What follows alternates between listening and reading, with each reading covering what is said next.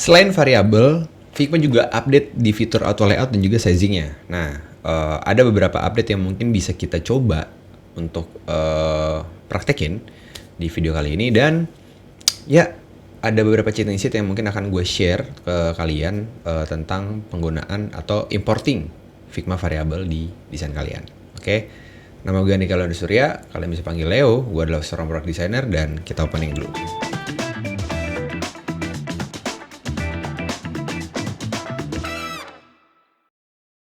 Oke, jadi sekarang kita akan coba fitur baru Figma di auto layout.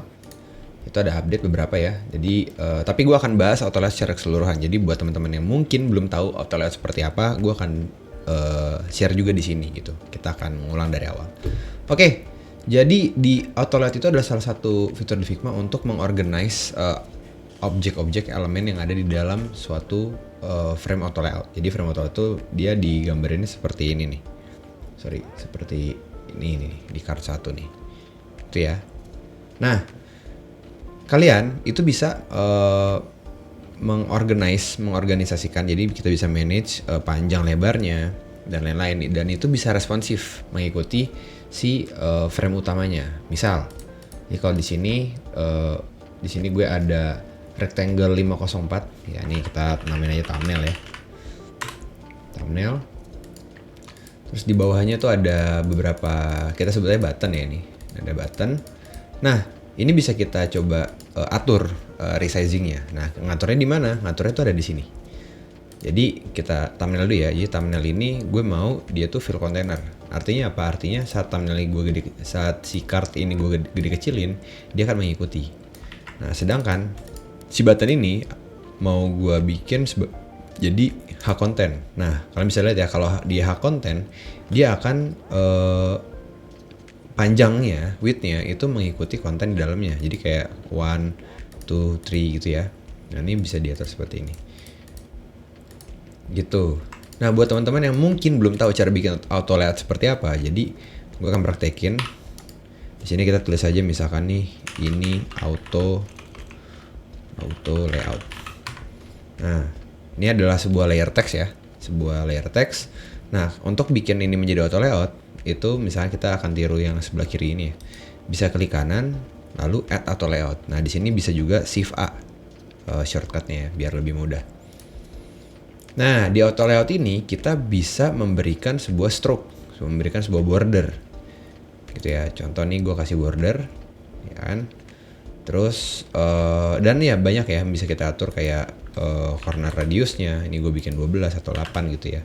Terus bordernya mungkin gue bikin tebal lagi jadi 4 atau enggak 3 deh. Nah, terus kita bisa juga kasih fill gitu ya. Kita bisa kasih fill, misalkan gue kasih fill dia blue 100 deh. Nah, dan kita bisa kasih padding. Padding tuh artinya jarak dari si konten text layer ini ke frame auto layout yang membungkusnya. Nah, mungkin akan gue praktikin aja ya. Jadi misalkan di sini padding tuh kita bisa klik auto layoutnya. Nah, nanti dia ada pengaturannya horizontal dan vertikal. Kalau horizontal itu ya untuk yang di samping, vertikal untuk yang atas bawah. Nah, kita bisa atur misalkan gue mau dia 16, atas bawahnya gue bikin dia jadi 8. Nah, bisa seperti ini ya. Terus kita bisa atur juga dia langsung semuanya, kiri kanan atas bawah, horizontal atau vertikal, dengan cara kita tahan komen atau kontrol kalau yang pengguna Windows. Nah, ntar kita bisa tulis ini 16 gitu, atau kita mungkin pakai standarnya CSS ya, itu juga bisa 8,16. Nah, artinya dia kalau 8,16 itu artinya atas bawah kiri kanan ya. Jadi 8-nya itu untuk atas bawah vertikal, 16-nya kiri kanan gitu ya. Jadi 8,16 gitu. Jadi 8 atas bawah, lalu 16 kiri kanan padding. Nah, terus di sini ada horizontal gap between item. Jadi kalau misalkan dia ada 2 item di dalamnya, misalnya kita bikin kotak nih. Bikin kotak. Terus kita drag aja masuk ke dalam sini. Nah, enaknya auto layout tuh gitu, dia langsung bisa mengikuti. Gitu. Nah, ini kita bisa atur jaraknya. Jadi misalnya kita atur jadi 60 gitu. Nah, dia nanti bisa mengikuti. Itu ya. Itu untuk properti-properti yang ada di sini. Nah, ini juga kita bisa atur alignment-nya. Jadi dia ada line center, line left, line right gitu ya. Ini bisa kita atur-atur aja. Tuh, ini 12 deh. Nah, itu ya, alignment-nya bisa kita atur di tengah, di kiri, di kanan, bisa atas bawah, atas kiri, atas kanan, bawah kiri, bawah kanan, itu bisa juga. Terus ada yang namanya direction. Jadi direction itu adalah arah dari auto layoutnya. Jadi ini kalau ini dia horizontal direction layoutnya. Nah, kita bisa juga atur dia jadi vertikal tuh ke bawah ya. Gitu. Nanti mungkin akan gue bahas lebih detail lagi di section direction. Oke, itu cara bikin auto layout. Jadi cukup gampang ya. Apa aja yang bisa kita auto layout? Banyak, semua shape bisa di auto layout. Terus kombinasi antara shape layer dan layer-layer lain itu bisa di auto layout. Basically dia sama kayak frame bentuknya. Oke, kita balik ke contoh. Nah, kalau misalnya kita mau bikin si button ini full, kita bisa pergi ke resizing dan kita fill container.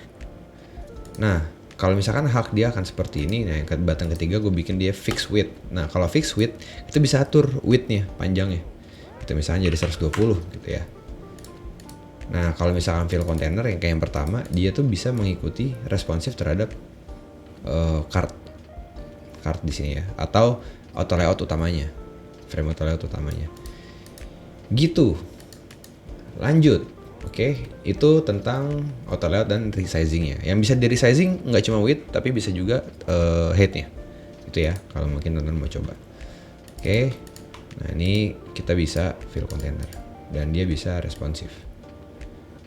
Itu fitur auto layout.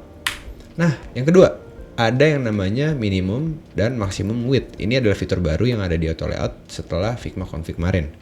Jadi, kita bisa atur minimum width dari sebuah card itu seperti apa. Misalkan di sini gue atur, di sini gue udah punya satu card ya, ya card isinya ada thumbnail, di sini juga ada teks gitu ya. Nah, kita bisa atur nih minimum width-nya di sini, di sebelah kanan.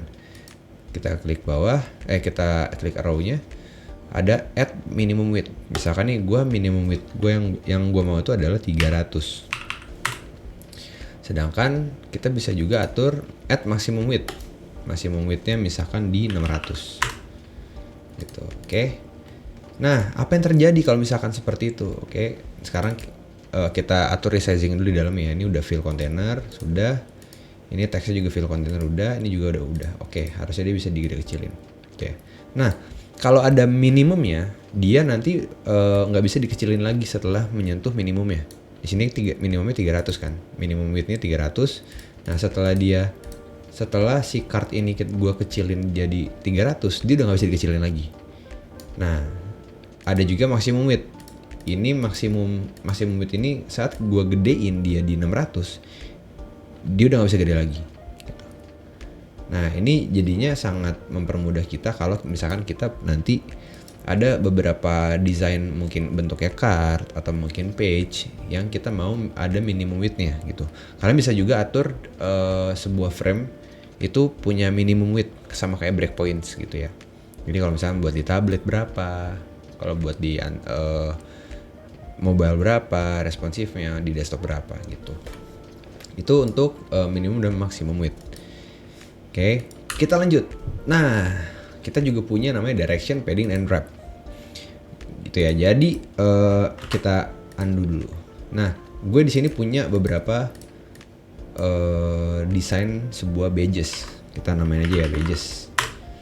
Nah, badges ini bisa kita bungkus dengan menggunakan auto layout. Ini gue add auto layout. Lalu gue kasih paddingnya, misalkan gue paddingnya pengennya 24, atasnya juga 24, ya kan? Lalu nggak terlalu kelihatan ya, auto layout paddingnya. Kita kasih stroke, gue kasih stroke, terus ini radiusnya gue kasih 16 deh. Oke. Nah, jadilah sebuah kumpulan badges, yang bisa kita atur-atur. Nah, menariknya ini kalau kita gede kecilin dia nggak responsif tuh, ya kan? Nah, kalian bisa atur nih, oke? Jadi tadi ya untuk arah direction dia ada di sini. Ya ini vertikal atau horizontal. Terus jaraknya bisa kita atur. Jadi misalnya gue 24 gitu ya. Atau mungkin mau lebih ekstrim lagi bisa gitu ya. Di minus 24. Dia kalau minus dia bisa stacking gitu. Dan stacking ini bisa kita atur nih di sini di titik 3 ini. Kita atur last on top atau first on top. Tuh. Gitu ya. Ini gue mau last on top. Kita balikin lagi ke 24 ya. Nah, ada yang baru nih namanya wrap. Jadi direction itu sekarang tadinya tuh cuma ada 2, vertikal dan horizontal. Sekarang nambah ada namanya wrap. Wrap ini apa? Wrap ini nanti si campuran antara vertikal dan horizontal mengikuti dari si konten yang ada di dalamnya, gitu ya. Kita coba contoh. Ini gue bikin wrap dan dia nanti ada bentuknya agak berbeda di alignmentnya. Nah ini akan gue kecilin. Jadi saat gue kecilin, nah dia akan ke bawah, gitu ya. Dia akan ke bawah. Nah ini serunya nih. Ini seru banget buat kalian yang mau explore. Nah menariknya kita bisa atur nih minimum dan maksimum width-nya, gitu ya. Kita bisa atur juga. Jadi kombinasiin tuh. Misalkan gue pengen dia tuh nggak boleh sampai sekecil ini. Kalau dia sekecil ini nggak bisa tuh. Nah gue pengen dia diatur sampai sini 180. Kita atur minimum width-nya 180. Terus gue juga nggak mau dia kalau digedein melebihi dari yang seharusnya, gitu ya. Ya udah kita atur nih misalkan segini ya. Ini 562. Ya udah add maksimum width-nya tuh 562. Jadi saat kita kecilin, dia bisa nge-wrapping dan dia bisa minimal segini yang udah kita set. Maksimal juga segini yang udah kita set gitu. Jadi desainnya akan jauh lebih rapi dan konsisten gitu ya, dan lebih responsif juga gitu terhadap desain-desain yang lain nanti di elemen-elemen yang lain. Gitu, itu untuk direction, padding dan wrap. Oke, selanjutnya ada combination. Jadi di combination ini kita bisa mengkombinasikan minimum dan maksimum width dengan wrap gitu ya. Misalkan di sini gue udah punya sebuah card, dia tuh ada wrapnya. Ini di kanan ya, kita ganti jadi wrap. Dan gue pengen saat dia dikecilin dia berubah jadi card yang kayak di bawah, gitu ya. Nah ini bisa gue atur nih minimum width-nya misalkan nih di 250. Gitu ya. Nah pastiin nih semuanya fill container, ini juga fill container. Jadi dan ini wrapnya aktif. Saat gue kecilin, nah dia akan jadi kayak gini, berubah. Kita geser dulu ya biar enak. Kalau gue gedein, nah, dan gue bisa add ini juga punya minimumnya. Misalkan nih gue pengen minimumnya itu di 280. Pas gue kecilin dia udah, nah dia bisa diatur. Terus gue mau dia mengecil, nah nih minimum width-nya di 314. Terus ini harusnya lebih kecil lagi ya, di 250 juga harusnya. Biar oke. Kita atur di 250 juga. Nah, dia akan jadi seperti ini ya. Terus kita bisa atur juga maksimumnya. Maksimumnya misalkan ini kita atur maksimumnya itu di 720. Kalau kita kecilin dia maksimalnya di 314, pas kita gedein dia maksimal di 720. Nah jadi responsif tuh cardnya gitu ya. Ini juga asik nih. Nah lalu ini kita tarik keluar dulu. Bye bye. Nah ini gue punya sebuah card yang di stacking ya. Tuh. Nah ini kan kalau misalnya gue kecilin dia desain jadi nggak oke gitu ya. Nah, oke, gue pengennya dia turun ke bawah gitu. Nah ini bisa kita wrap aja. Kita wrap ke bawah gitu. Tapi dia nggak ada minimumnya. Nah ini kita atur minimumnya nih. Misalkan nih, gue pengen dia minimumnya itu di 150. Samain semuanya ya, 150. Nah jadi waktu dia udah dikecilin 150 dia akan ke bawah kan, tuh asik banget kan tuh akan jauh lebih responsif. Misalnya nih maksimalnya di sini nih di 240 deh si auto layout utamanya yang di luar tuh 250. Nah seperti ini asik banget nih tuh kan, dia bisa turun ke bawah responsif. Ini kita maksimumnya add maksimum di 700, jadi lebih dari 700 nggak bisa mentok. Nah ini juga mentok. Nah kan jadi responsif. Itu kombinasi antara resizing resizing minimum dan maksimum width atau height ya, nggak cuma width sebenarnya, height juga bisa kita atur maksimum dan minimumnya. Terus dan juga auto layout wrapping gitu, dan itu nice banget gitu. Jadi kalian nggak perlu bikin card yang harus 2 kali, ada yang horizontal vertikal, nggak, kita kalian tinggal atur aja resizingnya dan juga max widthnya. Oke, di sini gue ada sample page di mana kita bisa coba tes tadi ya tentang minimum maksimum width. Terus tadi ada wrap juga. Terus ya kita akan coba dulu gimana caranya kita atur di sana jadi lebih responsif. Dan ada satu cheating sheet. Jadi kebetulan gue habis coba-coba gitu ya, coba-coba sebuah plugin baru. Jadi ada namanya tuh sheets to variables. Jadi kita bisa import variable dari Google Sheet ke Figma variable gitu. Cuma memang keterbatasannya adalah yang diimport tuh masih dalam bentuk teks, string ya, string variable. Tuh belum bisa yang number atau mungkin color gitu ya.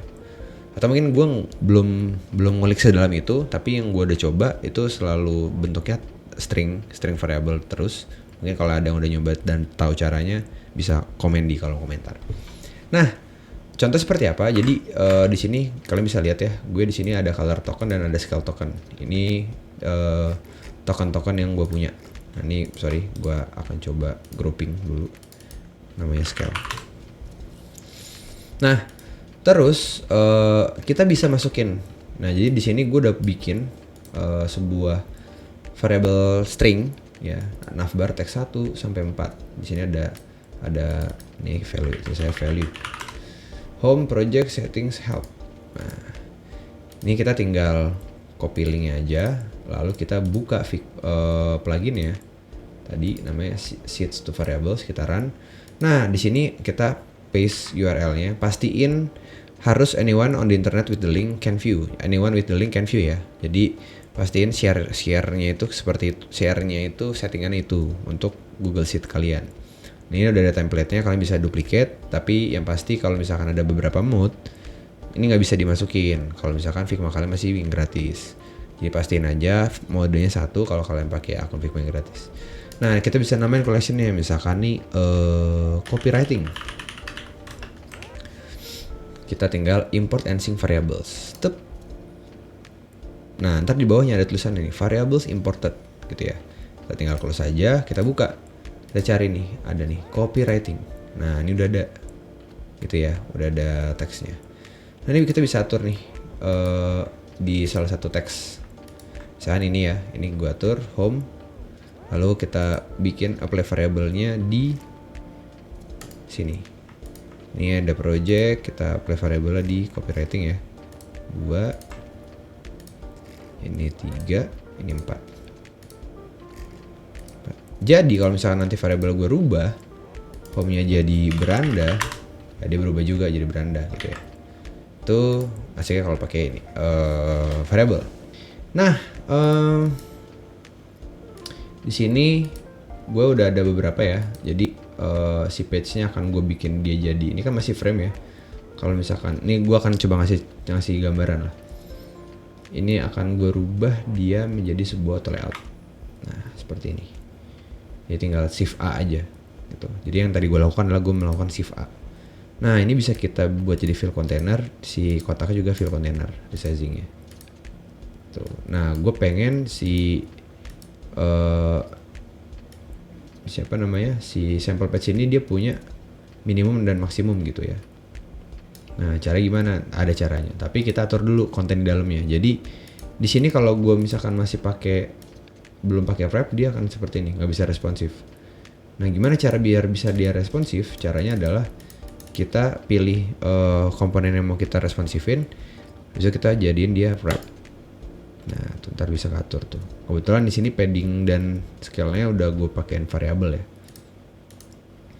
Nah, ini bisa kita kecilin nih. Tuh.